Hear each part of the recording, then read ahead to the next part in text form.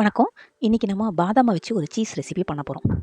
ட்ரெடிஷ்னலாக கிடைக்கிற மில்க் சீஸில் நல்ல கொலஸ்ட்ரால் கம்மியாகவும் கெட்ட கொலஸ்ட்ரால் அதிகமாகவும் இருக்குது. அதுவே பாதாமை வச்சு ஒரு சீஸ் செஞ்சோன்னா அதில் நல்ல கொலஸ்ட்ரால் அதிகமாகவும் கெட்ட கொலஸ்ட்ரால் கம்மியாகவும், அதை தவிர விட்டமின்ஸ், மினரல்ஸ், ப்ரோட்டீன்ஸ் இதெல்லாமும் இருக்குது.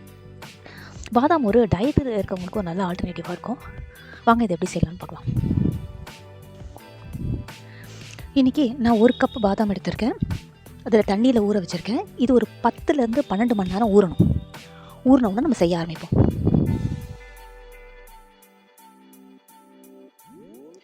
பாதாம் நல்லா ஊறிடுச்சுங்க. இப்போ பார்த்தீங்கன்னா நல்லா ஊறிடுச்சு. இந்த மாதிரி ஊறின பாதாமை தூள் உரிக்கிறது ரொம்ப ரொம்ப சுலபம். இது ஜஸ்ட் அழுத்துனீங்கன்னா போதும், தூள் வந்துடும். தெரியுதுங்களா? ஸோ இது மாதிரி எல்லாத்தையும் தூள் உரித்து வச்சுக்க போகிறோம். தேவையான பொருட்கள் பார்த்திங்கன்னா 1 கப் தோல் உரித்த பாதாம், 2லேருந்து 3 ஸ்பூன் லெமன் ஜூஸ் ஃபில்டர் பண்ணது, தேவைப்பட்டால் கொஞ்சம் ஆலிவ் ஆயில். இது திக்னஸ் கொடுக்கும். இருந்துச்சுன்னா நீங்கள் பயன்படுத்திக்கோங்க, இல்லைனா இது இல்லாமலும் செய்யலாம். மிளகுத்தூள் ஒரு 1/2 ஸ்பூன், உப்பு தேவையான அளவு. இதை தவிர கொஞ்சம் புதினா இலைகள், கற்பூரவள்ளி இலைகள், 2 பல்லு பூண்டு. இது வாசனை ஊட்டி மாதிரி செயல்படும்.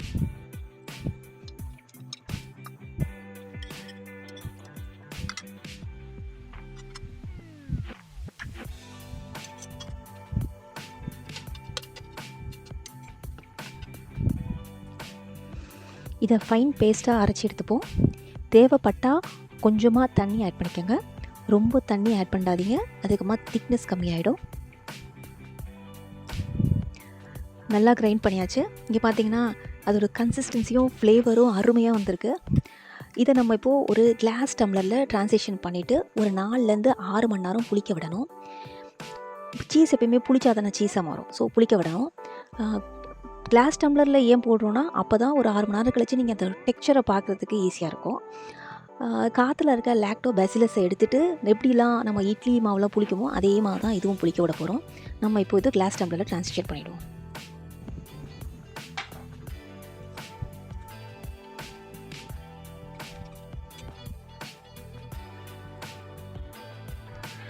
சிக்ஸ் ஹவர்ஸ் ஆகிடுச்சு. இப்போ நம்ம ஓப்பன் பண்ணி பார்க்கலாம். வாவ், எப்படி ஃபெர்மெண்ட் ஆகிருக்கு தெரியுதுங்களா? இவ்வளோ ஏர் பாக்கெட்ஸ் க்ரியேட் ஆகிருக்கு. ஸோ நம்ம வச்சுருந்த பாதாம் மிக்ஸ் வந்து நல்லா ஃபெர்மெண்ட் ஆகி சீஸாக ஃபார்ம் ஆகிருக்கு.